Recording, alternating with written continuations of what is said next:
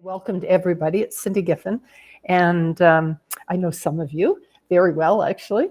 And I'm so happy that Karen is willing to do this session for us. As many of you know, she's a longtime educator in the Valley region. Many of you knew her, or I knew her, as a resource teacher and as the school principal, and now at the regional office in the position of student services coordinator. So she has so much to bring to this, and I know that you're doing some exciting things in the region to help implement the inclusive ed policy through that MTSS framework. And Karen actually presented with us one day at Acadia with some of the education students, and that's why, in fact, Brian and I said to her, please, would you mind sharing this with the rest of the province in the session during Summer Learning Academy? So we roped her into it, but we're really glad to have her. And Karen, that's just ask you to take over, and Matt's going to monitor for questions, and please feel free to jump in, ask questions anytime that you'd like. Karen has mentioned that she doesn't mind, so that's great. Thanks so much. Thanks, Cindy. I appreciate that. And thanks, Matt, for being here as well. And good morning to everyone else. It is hot, and I'm hoping you're finding lots of ways to stay cool these days. But before we know it, it'll probably be winter. So I guess we need to enjoy a little bit of that balance of summer in there for sure. Thank you again to Cindy and Brian, who did ask me to present and to have a little bit of conversation about some of the work that we're doing here in the Valley on the implementation of the inclusive ed policy. We are by no chance perfect with this. No implementation is. We're learning as we go. We're adjusting as we go and tweaking things. And we certainly welcome any feedback along the way too of some other things that folks are doing in other regions as well. Sometimes when we have new policies that arise, we don't always have kind of the blueprint about how to implement it. It needs to be different for each region. And so we just kind of figure it out as we go through. And sometimes we get it right, and sometimes we need to go back to the drawing board a little bit and to tweak, as I said. I'd like to start today with a land acknowledgement. We acknowledge that we are in Mi'kma'ki, the traditional and unceded lands of the Mi'kmaq people. Je reconnais que nous sommes en Mi'kma'ki, terre ancestrale non cédée du peuple Mi'kmaq. So some of the things that we started to look at were some of the highlights. So again, really looking at that inclusive ed policy and tearing it apart. We have read it, we have worked through it many, many times. And when I say we, I talk about me being part of the regional team, so other coordinators, our programs and services division, and our director as well. And then we did lots of work with administrators in working with them and helping them to better understand what that policy looks like. One of the first misconceptions I think we wanted to make sure that we are all clear on is that the inclusive ed policy was not a replacement for a special ed policy. It didn't lie in the student services realm. It is for everyone. This is talking about each and every student. And so it was really important for us to kind of look at the way that we do business throughout the region in our schools. I'm going to talk a little bit about MTSS, some of the resources that we've provided, a little bit of information about professional learning. We're going to try to tie in a little bit about our system improvement plan. And I want to talk a little bit about student planning teams and teaching support teams. And really that part about collective teacher efficacy, that collaboration piece. And then I'll just share a little bit of kind of what we did this year and some of our next steps really for looking ahead to the fall. So again, we started talking a little bit about the inclusive ed policy, and most of you know this by now too, that there are guiding principles and there are directives. There's lots of meat and potatoes within the inclusive ed policy, and the more you read it, the more you kind of have to tear it apart a little bit more and really look at the clarity piece and that understanding, making sure that people do understand. Again, it's really important to look at that academic and well-being as kind of one. We've talked a lot about kind of that achievement piece and well-being sort of separate from each other. So the policy really, I think, does a good job of trying to help us understand that they really do need to be one. So it's a mind shift for many of us in thinking about how we support students and who the students belong to. The students belong to all of us. There's some discussion in here about MTSS and taking a look at the roles of all of our staff and how we can all help support the well-being and academic achievement of students. The policy has really caused us to look more deeply into what we're doing, how effective our practices are. It's not just, as I said, looking at, kids who aren't achieving in specific areas or who have deficits or learning challenges, but it's really about all of us in looking at, all of the supports that we have in place. It's about our beliefs, the way we do business, and the choices that we're making in our schools and in our region as well. We also recognize the fact that we wanted to make sure that we're connecting everything that we're doing. There's a lot of new frameworks and guidelines that are coming out as part of this policy. They've already been vetted to kind of make sure that they fall under the inclusive ed policy, but we also in our regions need to help staff know how that they all align and connect as well. It is a mind shift, like I said, and it's really about giving students, all students, what they need when they need it. And it's also about giving teachers what they need when they need it to help them help students to achieve. So the key as we move through is to make sure that we know our students, and it's about monitoring and using data to help determine the effectiveness. We know and we believe that the number one impactor on student well-being and achievement is the teaching quality, and it's followed closely by the leadership and principals effectiveness as well. And inclusive ed policy also talks a lot about the accessibility, making things available so it doesn't always become an add-on. It's about planning from the onset, whether you're planning for a lesson in the classroom or you're planning for supports and resources at the regional level. It's really thinking about what kind of supports can we put in place so that any student can use them if that's what they need. We went through some of the key words of the inclusive ed policy. Each and every has to be meaningful, equitable, responsive, impactful, data informed. The voice and choice are really important. So we really started to kind of pair through and make sure that we are getting some of those keywords, those key messages, because again, it all ties into how we're going to make decisions in schools and in classrooms and how we will do business. Really focused with these four main questions, starting with who are our students. A lot of you will be familiar with Lynn Sherratt's book, and she talks about faces. It's the faces of our students, and we know each year the faces of our students change as our classes change. But we also recognize that those faces of our students change all throughout the year, and we want them to change. We want them to keep learning and achieving. And sometimes kids are plateauing, and we need to have a look at some of the things that are going on. So who are our students? It's really looking at those classroom profiles, and we'll continue some more of this work next year as well with our schools. It's looking at how are our students doing and how do we know how they're doing. Sometimes it's more of a feeling of intuitiveness, and you'll hear teachers talk about that, but it's really looking at that impactful piece of really how do we absolutely know how they're doing. So it's really looking at our ways of gathering information and collection of assessment and grading practices and those sort of things.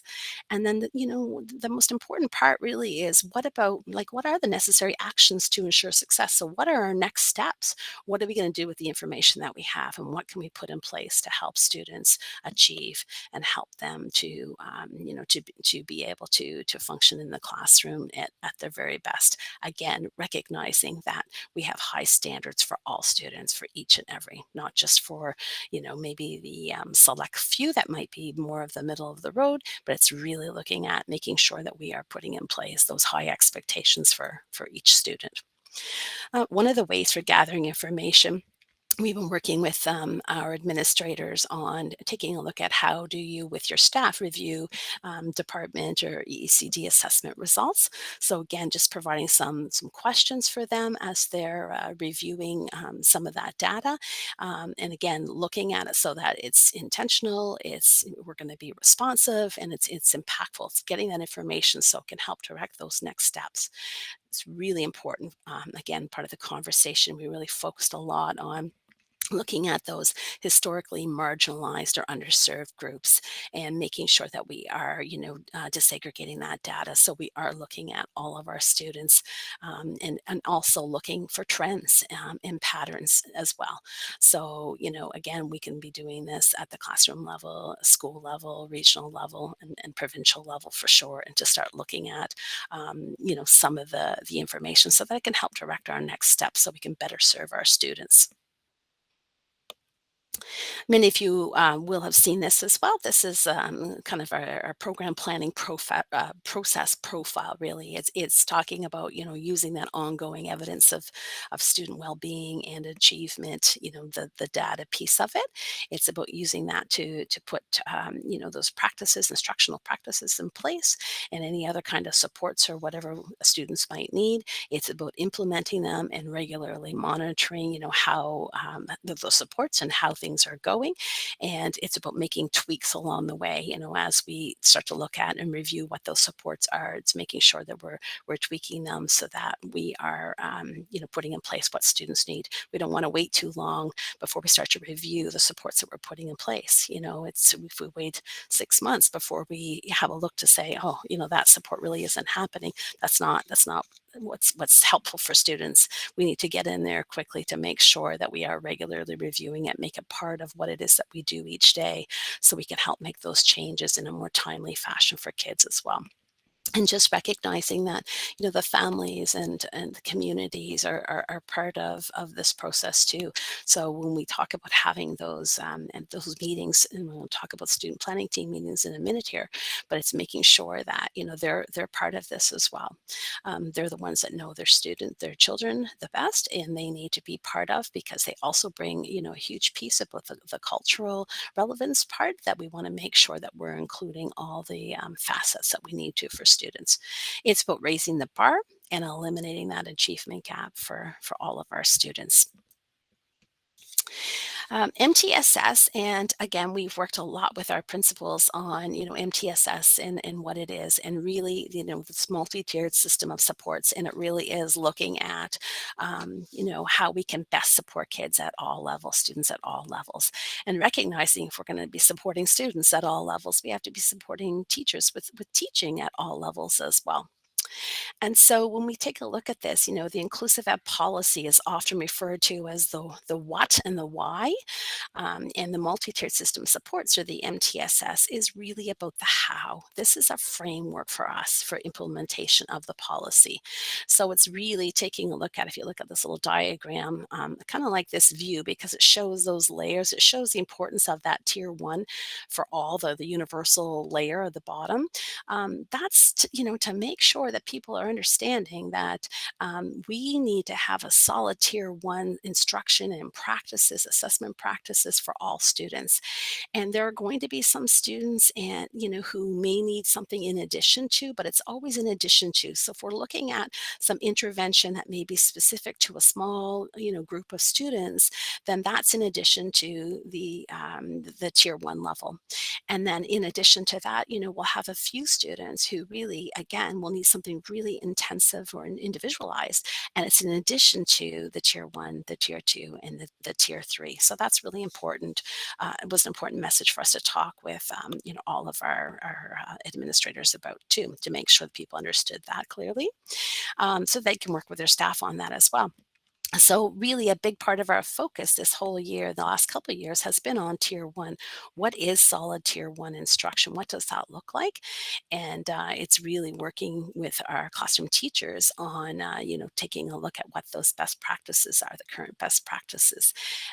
So, again, looking at what this diagram looks like, it's the preventative piece. We believe that if we have a very solid tier one, that core, that whole universal, system, that level of that tier, it's the preventative piece. What we want to try to do is to reduce the top heavy number of supports here at the tier three level. And it's different in all of our schools and all of our regions, but in some of our schools, we have really heavy top three supports. And, what we want to try to do is to really start to strengthen, our tier one even more than what it is, to be able to alleviate some of those, perhaps excessive in some cases, tier three supports. And we have lots of reasons why, we have lots of kids here at the tier three level. So it's really important for us to have those conversations about, are there other things that we can do to help strengthen that tier one? Again, looking at, some of our most challenging students, or students with really quite a few learning challenges, and what we can do to help support them, so that they can access that curriculum, and be part of that whole well-being piece at that tier one level. Again, if there are any questions as I go through, please don't hesitate to ask, and Matt will let us know. Again, what does MTSS do in our schools and our regions? It allows us to intervene early. This is not about waiting for students to fail, we want to eliminate that piece. It's really about trying to get in there early, see who our kids are, see what they need, and to start implementing things and providing what they need as soon as we can. Again, we don't want to end up having students, by the time they get to grade 7, 8, 9, who are really struggling with reading, for example, and for us to really be looking at, are there other ways that we can really strengthen, those earlier grades to help provide those supports and to help students to have more success earlier on. Yeah, again, it's about making data-based decisions. It's not about our gut feelings. It's really looking at using information to help direct some of those next steps. It's about us being fluid and flexible and responsive. So it's about making those changes and not being so rigid that we're not going to make changes because a student is receiving supports. And if we know that those supports really aren't what that student needs, within 3 or 4 weeks of it, we don't want to wait till an 8 to 10 week mark before we start to make some of those changes too. So it's really finding that balance between giving it enough time with fidelity to implement a particular resource or support, but also not waiting too long, because we want to make sure that we're getting in there and finding the right support for that student. So again, it gives us that flexibility, and it also, encourages that collaboration with our families. Parents need to be part of the meetings and the communication about their student and how they're doing and what those next steps would be. Tier 1 is Bay, which means it's before anything else. So we need to be starting with, that strong Tier 1. Establishing MTSS in schools. So what we did is we worked with our administrators and just, again, giving them some guiding questions that they could work on with their staffs on how to establish MTSS in schools. So it is working with their school teams on, how will you determine, the students' well-being and achievement. So what are some of our assessment or information gathering practices? How are we going to identify what some of those barriers are? What are we going to do about that? How are we going to know if the interventions or supports are working? And also, how can we use that evidence to make those adjustments as we go through? We also know that in each of our schools, in our region in particular, and we still do, we have core teams.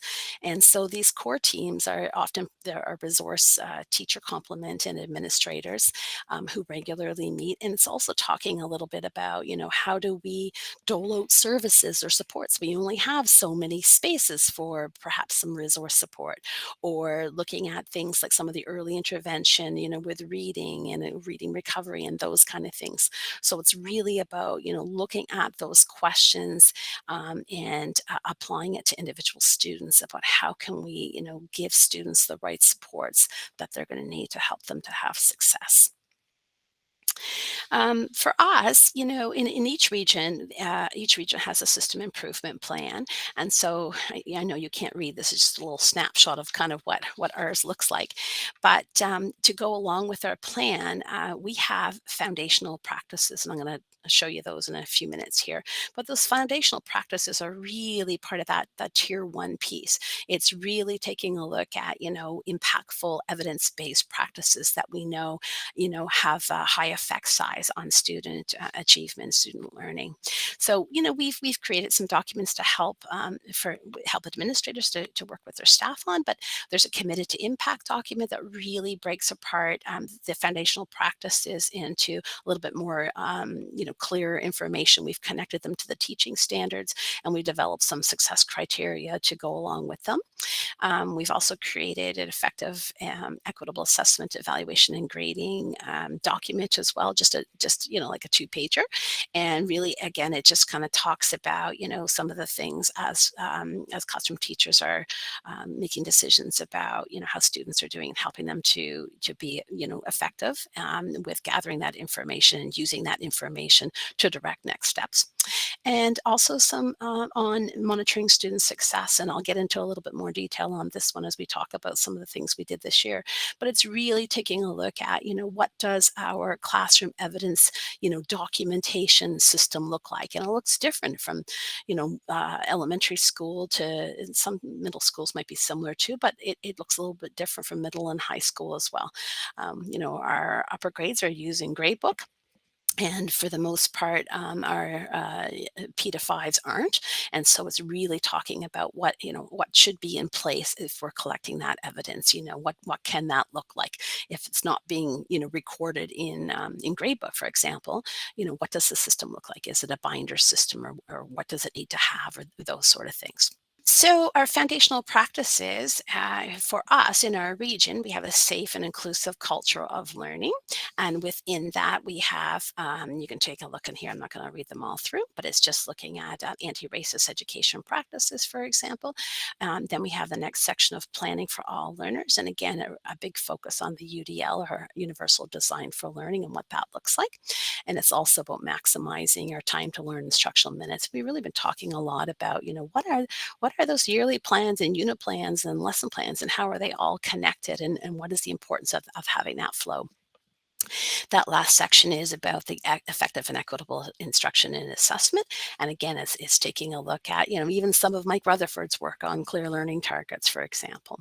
But it's really looking at using flexible grouping. And we've talked a lot about small group instruction and what does that look like, and what does effective small group instruction look like. So just some of the work that we have outlined a little bit on that committed to impact document as well. And of course, relationships are the foundation. So we've done a few things like, what is for the door plus one more? What are some little things that, many teachers are already doing some of those things. We have student planning teams, of course. So throughout, in the document, in the inclusive education policy, it outlines the student planning teams and then teaching support teams. So we just did some work about discussing, kind of what should be part of the student planning teams. And we know that the student planning teams are like our program planning process teams that we've had in place for quite some time. But I think it's just really, talking about, kind of when we should be having some of those teams perhaps, but also who should be there. Not all parents go to the student planning teams. So I think, part of that discussion again was just kind of, again, providing clarity and having some discussion about what that looks like. And in some cases, about making some tweaks to maybe some of the process or understanding of what a student planning team looks like. We talked a lot about this collective efficacy piece, and some of John Hattie's work, and I know many of you know about John Hattie's work along this topic. But he does talk, and it's really important because he says, this efficacy, this collective efficacy, it's not just about teachers believing that they can make a difference. It's that combined with the evidence of their impact. It's about the collective group, collective action. It's about them working together, believing they can absolutely, make a difference, being intentional. And it's about using that data to show that, yeah, you really are making a difference, and going through and making tweaks as you go along. It has a high effect size. It's 1.57. If you look at what the little arrow is, like, it is very, very, has a very high impact on helping students to achieve. So we did lots of work around that too. And sometimes, part of what we've been working on, with our administrators seem kind of, they're simple little things, but they're important things that we need to kind of keep reviewing as we move forward. So, there's just a little video on here too that many of you probably have seen. It's only a couple minute video. I'm not going to show it now, but it's just Don Hattie really outlining a little bit from his visible learning part about what it is. And I think this is one of our bases, is that teaching causes learning. And when we talk about collective efficacy, it really is that understanding about, teaching causes learning. Intentionality is that we intentionally take a look at who are the students in front of us, how are they doing? How do we know? What are we going to put in place to help them, continue along their journey or to help be more impactful? But it really is about that intentionality piece, which I think in some cases, it may not have always been so intentional. So I think it's really important for us to be talking about, all the things that we can intentionally put in place. Again, that pre-planning up front about what things look like. Our teaching support teams, and I think, again, from the inclusive ed policy, important distinction. If you look at the end of the word teaching, it is an ing and it's not an It's not about, teacher support teams. While it does provide support to teachers, it's really the function of it is to provide support to the teaching pieces of it, to recognize that there is no such thing as a perfect lesson. We have very strong teachers in our regions, no, hands down, but this is about, we have very complex cases in classrooms right now, as well, our combination of students that are in our classrooms. And so this is about helping to support the teaching, which is the teacher who's doing the teaching to help students achieve these complex classrooms. A lot of it has changed over the last number of years. And so it's really having that collective group of colleagues and knowledgeable others, and I'll talk about that in a moment, around the table to help support the teaching that is happening to help with the complex students, so that we're able to again not have individual lesson plans for each of the students, but really looking at things through a universal planning lens, and helping students to have success. So again, it's a collaborative team, and it does support those high leverage teaching practices, but it's really about that collective efficacy piece, which is really important.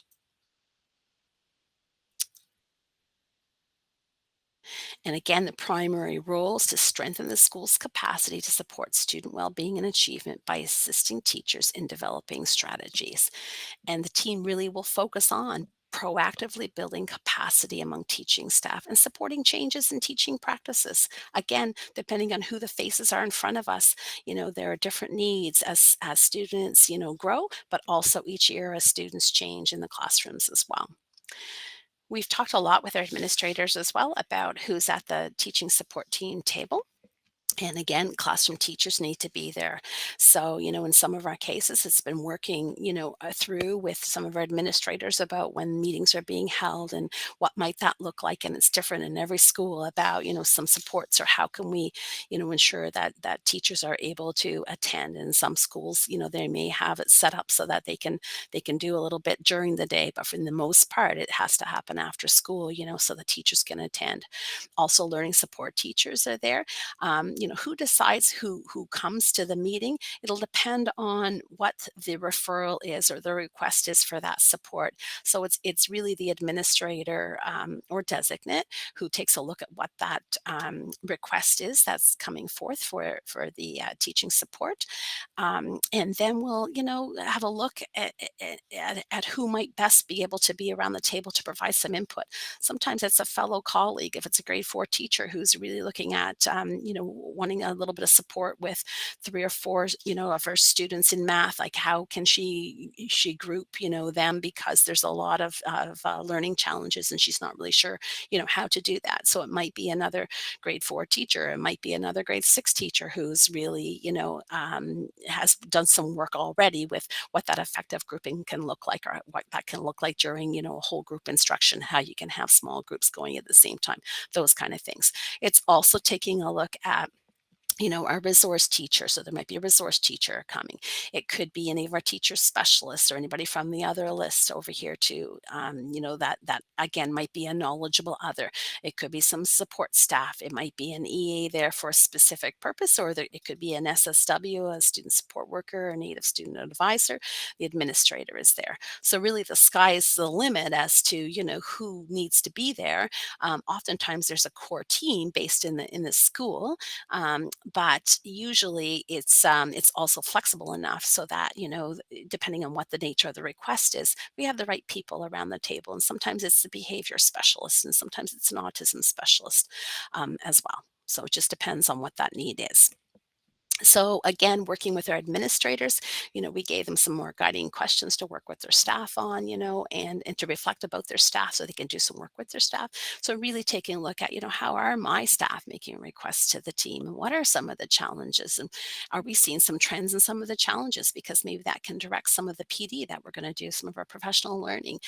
If it's really, taking a look at, it might be some behavior things that are happening, and there may be, in a number of classrooms throughout the school. So it might help direct, some of those next steps about some of our own school-based professional learning. We might want to take a little bit of a look at, what some of those strategies might be upfront, to help support and help prevent, some of the behavior issues that might be happening as well.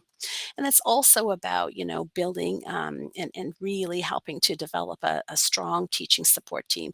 Again, teachers have to feel safe in coming to the team and feel that, it's going to be helpful and useful as well. So it's really building that culture piece around the team so that, we can really look at building competence and confidence in our teachers.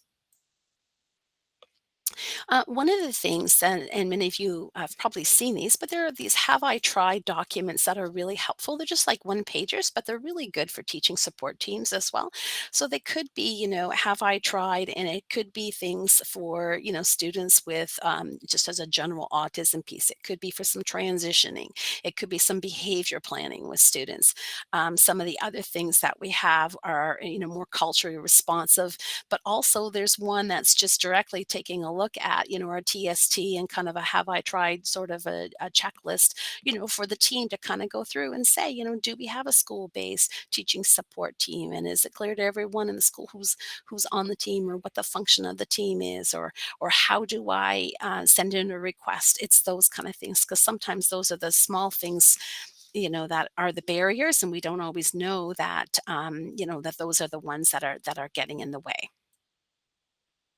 There's also some examples and support ideas that have come from the department. Again, just as we started to do some work along the TSTs, because a lot of our principals were saying, well, what kind of things would teachers, apply or request to go to the team for? So, that was really helpful to kind of get us started. We certainly use some of those things. So the question, they just gave some examples of questions. How can I ensure that students can access the curriculum through reading and writing supports? That could be one of the questions a teacher is asking. And then there's some possible supports that are offered by the TST. So many of our principals found this helpful as well, just to kind of get things started and, to help provide some information, again, for their TST as they're looking at, and for their staff. So they know the kind of things that they certainly can ask for help for, and also giving some possible resources that might be helpful too, from the team.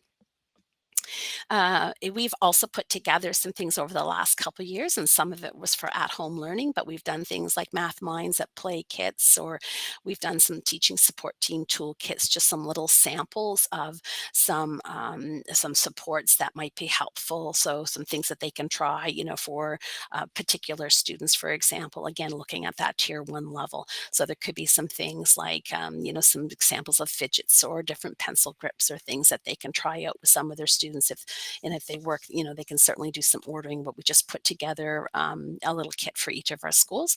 And we had, I think, a book, Dive into UDL, as well, as we were trying to support, what that looked like too, so that, teachers could certainly sign that out to read as well. We did some learning buckets for students, some of our students who primarily worked out of learning centers. And again, a lot of this was for at-home learning, but we talked about how it can certainly be connected to in-school learning too. So again, supporting some of that learning in school and at home, but again, having some, could be some games, some learning materials that, they might be using at school that they can certainly transfer over to home. We've sent out hundreds of tablets to many of our high school teachers in particular, to enhance their assessment of student learning, and did some PD with them around, what that can look like in terms of, making notes and observations and gathering information. We've done some literacy kits for primary and grade one students, and Chromebooks, and I think in many of our regions now, I mean, I think that's that we have a one-to-one match right now with Chromebooks with our students. Here are just a couple little samples. This was our TST kit up here. What that looked like, just some of the things in there. Some of the supports like first, next, then, or first, then, or whatever those look like too. We also had some book resources and did a little bit of work with some of our folks. And so we had some of Jennifer Cates's books, Teaching to Diversity. Her newest one is The Ensouling Our Schools. But we also worked with a Joyful Teacher with new teachers this year. This was the Dive into UDL book I was talking about. Some of Hattie's work, Shelley Moore, and here's the Lynn Sherratt, the faces and the clarity piece here too. So just some of the resources that we're trying to, again, not to just purchase books and throw at people, but to really go through and, help work through some of the sessions. We didn't use them as book studies. We just kind of work through different sections. And so if we were referring to specific things, to let them know where some of that section, where they could find it, again, for the purpose of using it for their staff as well. We've been talking a lot about, supporting the professional learning piece and just knowing that, professional learning, by impacting teaching, by impacting teacher learning, it impacts classroom practice, which impacts student learning. So again, we've really done a deeper dive into the inclusive ed policy, making sure that folks are understanding the directives and the guiding principles, and then again, the teaching support teams and student planning teams and MTSS. And for teachers, the work has started with UDL and PBL, the project-based and problem-based learning. A lot of this is in our middle level, with the updated curriculum that has been brought in. So we've certainly been working with them on that. And for our learning support teachers, we've just started some work on MTSS and some co-teaching. And this work will certainly continue over the next year. And again, we've done it, virtually and in-person sessions too. So throughout our region, then the alignment check, it's really, we've been looking at, okay, let's stop, let's pause a little bit, let's take a look at what we've been doing. How does it align to the policy? What needs to go or what needs to be updated, or what needs to be replaced? So it's really us as well taking a look at, what it is we're doing. What are some of the resources that we're purchasing? Who are we having conversations with school-based staff? Is this what they need? Is this what would be helpful? So it's having those important conversations as we start to make decisions from a regional level as well. But again, it's really about, kind of building that confidence and competence. It's about building capacity in schools. And this has been really important. It's not just about, I think about through student services, for example, we have a lot of specialists, but it's not just about someone kind of swooping in and kind of developing a plan. It should be about someone swooping in and working alongside of the school staff. The school staff know the student or the students best. And it's really about, helping to build capacity so that's something that they can continue on with, and it will continue and will be more impactful, once the swooping kind of, dissipates. It's about kind of building that capacity and continuing on so that they're able to monitor and, ensure the kids are having success. So it really is about, again, effectively supporting each other to better support students. It is that team piece, and that's what's really important. So again, reviewing some of the regional supports, taking a look at what materials, resources, personnel, are skilled and experienced, what is the process for responding to referrals, how do people know communication? Do people know how to make referrals? How do we respond to them? How do we help gather information? How can we be collaborative? What does it mean to be a knowledgeable other in specific areas? And again, it's looking at, maximizing what we do have. And it is about being effective and efficient. And, we've received a lot of personnel or staff for the implementation of the inclusive ed policy over the last number of years. So it's really about ensuring that, again, are we being impactful by their role? How do we know that what they're doing is what is needed in our schools, and what is the impact that they're having as well? And it is about being intentional and systematic and connecting it to our SIP, or the System Improvement Plan. So just a couple of things that we've done. Program planning specialists, we dedicated 3 positions to a tier 1 program planning specialist. And so these have been strong classroom teachers who've been working throughout our region in the past year. And again, it's working alongside of classroom teachers. We have 2 at the elementary level, 1 is at the middle level, high school level. And it is about working through and getting structures and really focusing on that tier 1, sort of increased level of supports. And so that's one thing that we've done this year, and that we'll continue to look at doing, as we move forward into next year as well. Another thing is just LD services and looking at, trying to, catch students before they fall again, and being working alongside of classroom teachers at young in the young grades, really starting out in the early elementary, helping with some of the universal screening with classroom teachers, so that they know, who their students are, how they're doing, so they can get in there and make some decisions and some plans, at an earlier stage, and really helping to tweak some of that whole class instruction as well, and to help the classroom teacher again come up with some of the small group planning for those students who may need something in addition to. Also, psychologists and SLPs, again, with the having more positions. It's an increasing number of positions, and which means there'll be fewer schools in their circuits, and so they're going to be in schools more frequently. So again, it's also working with them through all three tiers. What can their support look like in tier 1, tier 2, and tier 3? And it's working through their role again on both the student planning team and the TST, or the teaching support team. Our resource teachers, or learning support teachers, we've really, in the last 2 years, have worked on, ensuring that we have full-time positions, or some are half-time positions, but we really try to make them full-time positions. In the past, they used to be a little bits and pieces. So, our plan is to be able to, attract them and grow them, and keep resource teachers, and we're going to continue with that work. But, making sure that the positions are more full-time, so that we can keep them, because there's been a lot of turnover with our resource teachers. So again, if we're looking at having, some of our leaders, as resource teachers, who, have had a lot of experience and skills, and have capacity, and they can help build it in their staff as well. We need to make sure that, we can look at some other ways to help, grow and keep them as well. So that's one thing we're going to continue, certainly, with more professional learning for our resource teachers coming up in the fall as well.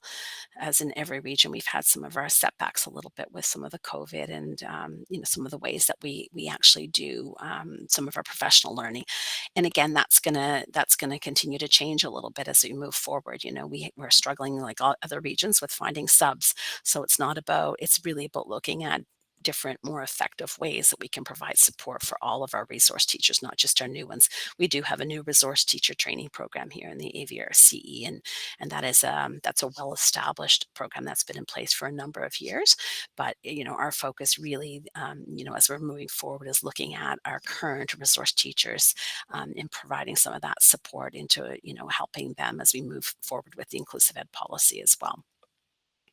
So, just kind of as a little, just a summary of some of the things that we've done sort of region wide, is we've looked at short cycles, monitoring student success, and ACT meetings. I'm going to go through just quickly each of those. The short cycles is just with our system improvement plan. So in each of the schools, with their implementation plan, it's really, we've been trying to encourage schools to really look at having a goal.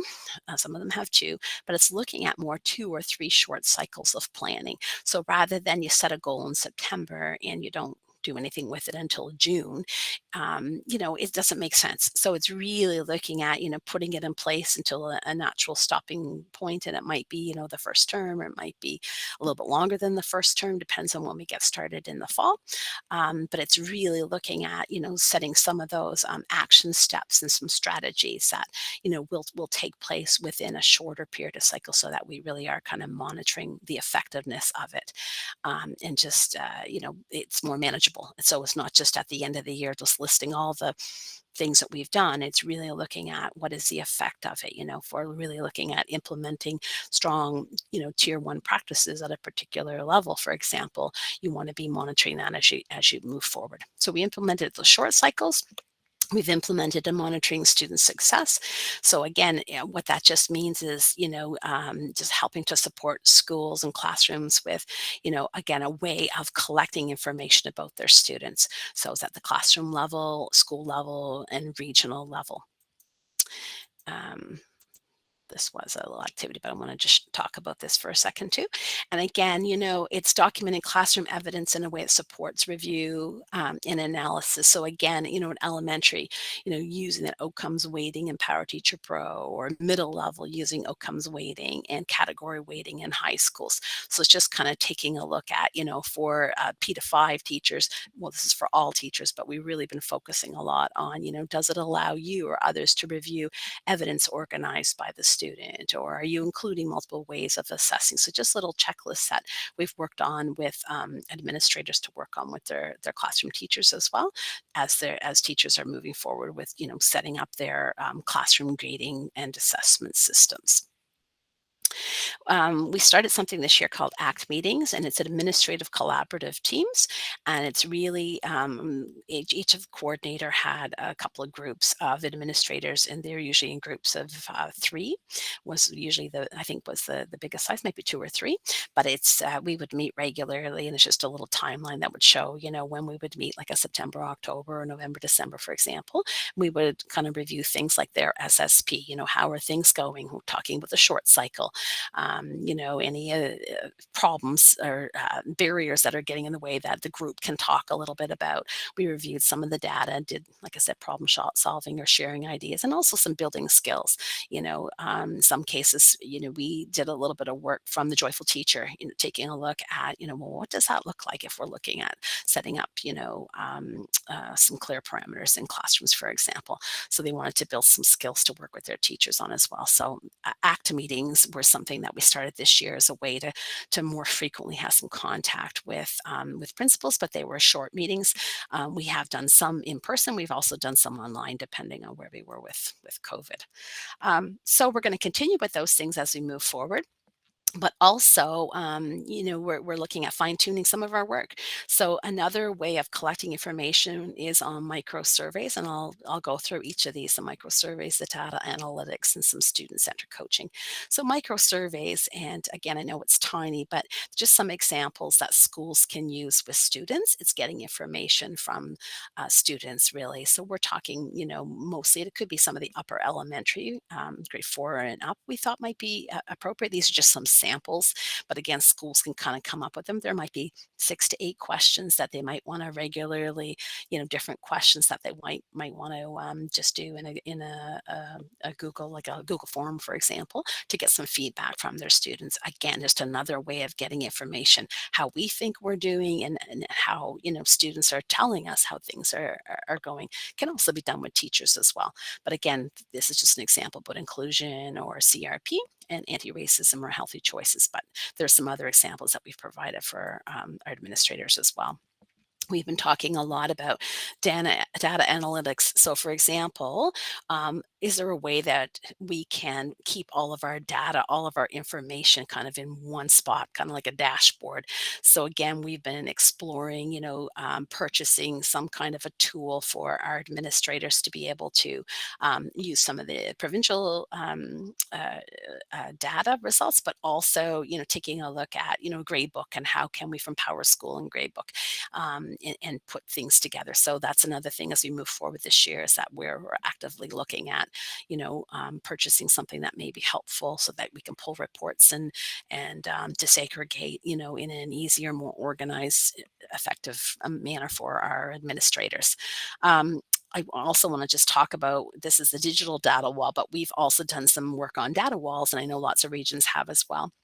So many of our schools in elementary, especially, they've been doing some work with data walls and looking at reading achievement in particular. So again, just kind of looking at students and how they're doing with their reading, and just sort of working collectively together to, as they have regular meetings, and looking at kind of moving students along the wall. It's been a few weeks, and it might be 8 weeks or 6 weeks. How are students doing now? And again, allowing some opportunity to really be talking about students with the data based, the evidence base, and doing some collective problem solving on, gee, I still have two of my students seem to be plateauing. I wonder if there's something else that we can kind of look at doing. And it's reaching out to, and having those opportunities to set up some of those sessions as they're looking at some of those data walls, again, in doing some problem solving, put some ideas to help move students along. Student-centered coaching is the next piece, and again, focusing on this collective efficacy. So again, what are we looking at doing? Let's just go to the next one here, is we have, lots of coaches. So in our schools, when we take a look at, who do we have out there who can help, we want to be intentional, we want to be responsive, and we want to be really supportive to schools. So we have some math coaches and we have our list, which would be similar to our other regions. And so it's really looking at, building relationships, strengthening the tier one, providing support and monitoring impact. So one of the things that we're looking at doing for the fall is, and we're just starting off with math in particular right now, is that we have a math coach in every school. So there are two schools that are sharing a math coach. So they won't be there for the full year in one school, but they will be sharing. So again, for lots of reasons, so that they can be there to build some of those relationships. They can help strengthen some of that tier one piece, providing support, working with all the teachers, and again, monitoring impact. So that's something that we're looking at for next year.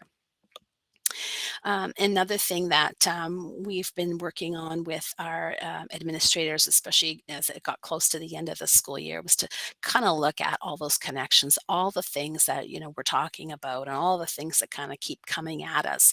It's really about doing some work with our staff on helping them to see how all these things connect and how they align with the inclusive ed policy. So we've done some work with our administrators on this as well. And so this will be continued work as we kind of go through to see, what does this look like? It's overwhelming when we think about, everything being an add-on or in addition to, and another new initiative coming and those kind of things. That's not it. It's really for us to be looking at how do they align? How do we connect these things so that, we're not doing this and this and this and this. It's really about helping students achieve. It's about that, the academic piece with the well-being, and that's what's really critical. Those are just a few of the things. There are a lot more than that even. So, what are we doing now? It's again the short cycles act meetings, like I talked about, encouraging data discussions, kind of where are we going next. Again, this piece with the micro surveys I think is really critical. And, what do we need? And we need some, school-based, SSP small planning teams, and that data dashboard we are talking about. We really need to get that in place. And schools are saying, it's starting to feel a little bit overwhelming because we have, some data over here and we have data over there, and we need to put it together like we talked about. And it's also, we really want to get that student-centered coaching in every school. And, right now, I mean, it's just a focus on math, but we know that it's the literacy piece. It's for all. It's having, a strong classroom teacher, available in each of the schools to help work through, some of those really important tier one pieces, but really looking at, for both math and literacy and whatever else is needed, all the learning challenges, and this is for all students, but it's having somebody there. We know that that's an important piece that we want to look at doing as well.